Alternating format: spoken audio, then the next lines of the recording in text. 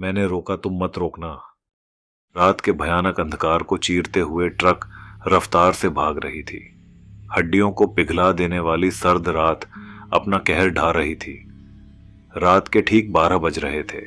रास्ता खुला मगर सुनसान था। ट्रक की हेडलाइट सड़क के काले घने अंधेरे को पूरी तरह दूर करने की नाकाम कोशिश करती आगे बढ़ रही थी। आधी रात के बाद ही बिलाल को गाड़ी ड्राइव करने का मजा आता था। ज्यादातर इस वक्त सड़क बिल्कुल सुनसान मिलती, जिसके कारण उसे अपनी मर्जी के मुताबिक गाड़ी भगाने का मौका मिल जाता। ऐसे वीरान रास्तों पर उसे रोज का आना जाना लगा रहता था। आधी रात के बाद लूटपाट की वारदातें आम बात थी। हालांकि बिलाल किसी से डरता नहीं था। रोज की तरह आज भी उसी रफ्तार से वह आगे बढ़ रहा था। रास्ता काफी डरावना होने के बावजूद वह बेफिक्र होकर तेजी से ड्राइव कर रहा था। ठीक उसकी बगल में बिलाल का बेटा ठंड से बचने के लिए कंबल ओढ़कर सोया था। गुजरात की बॉर्डर पार करके गाड़ी राजस्थान में दाखिल हो रही थी। अंबाजी होकर आबू की ओर आगे बढ़ने वाला रास्ता टेढ़ी मेढ़ी पहाड़ियों से गुजरता था। राजस्थान में एंटर होते ही बॉर्डर पर आने वाले छोटे से शहर को क्रॉस करते उससे पहले ही एक हादसा हो गया। घने जंगल में पहाड़ी की ढलान पर एक जबरदस्त धमाके के साथ गाड़ी का टायर फट गया। ब्रेक लगाकर बिलाल ने गाड़ी को कंट्रोल कर लिया। टायरों की चीख के बाद गाड़ी रुक गई।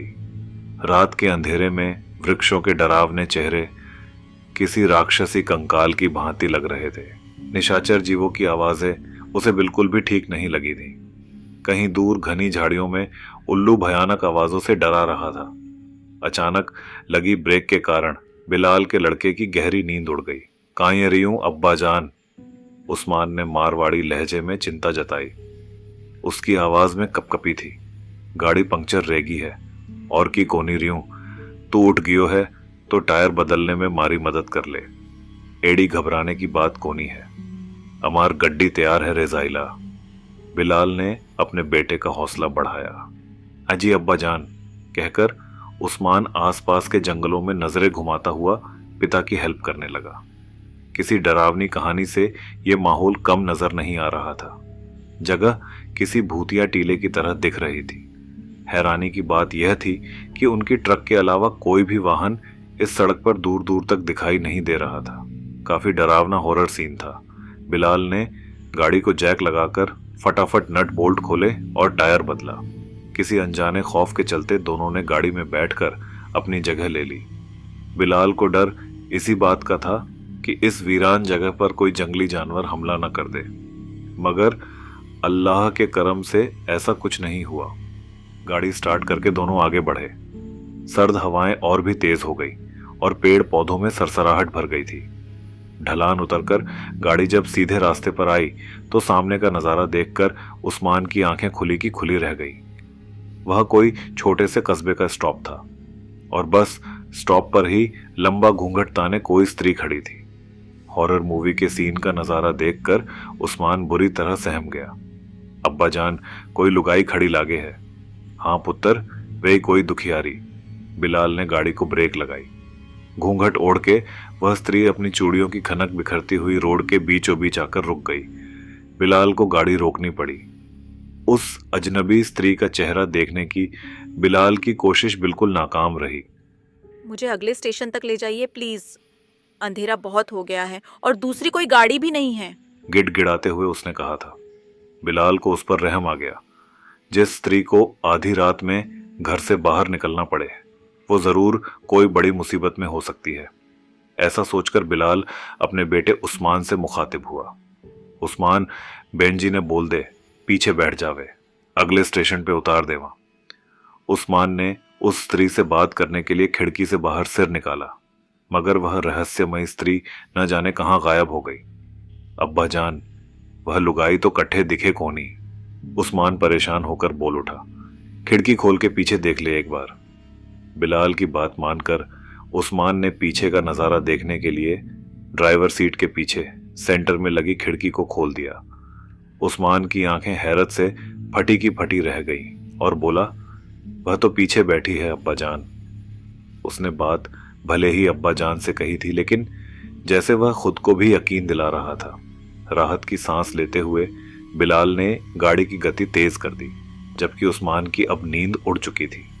बिलाल और उस्मान आपस में बात करते हुए बोले, वह अजनबी स्त्री किसी छलावे की तरह गाड़ी में चढ़ बैठी और हमें भनक तक न लगी। लगातार 2 घंटे तक गाड़ी भगाने के बाद बिलाल के जहन में वो बात आई कि उस लुगाई को जहां उतारना था वह स्टॉप तो पीछे चला गया है। उसके पैर ब्रेक पर दब गए। अरे उस्मान, उस लुगाई ने उतारनी थी, वे बात मारे दिमाग से ही निकल गई है। देख देख देख, वह पीछे सो तो नहीं गई। उस्मान ने फिर से खिड़की खोलकर पीछे देखा। उसकी आंखों को दूसरी बार झटका लगा। वह हड़बड़ाकर बोल उठा, अब्बा जान, वह लुगाई तो गाड़ी में नहीं है।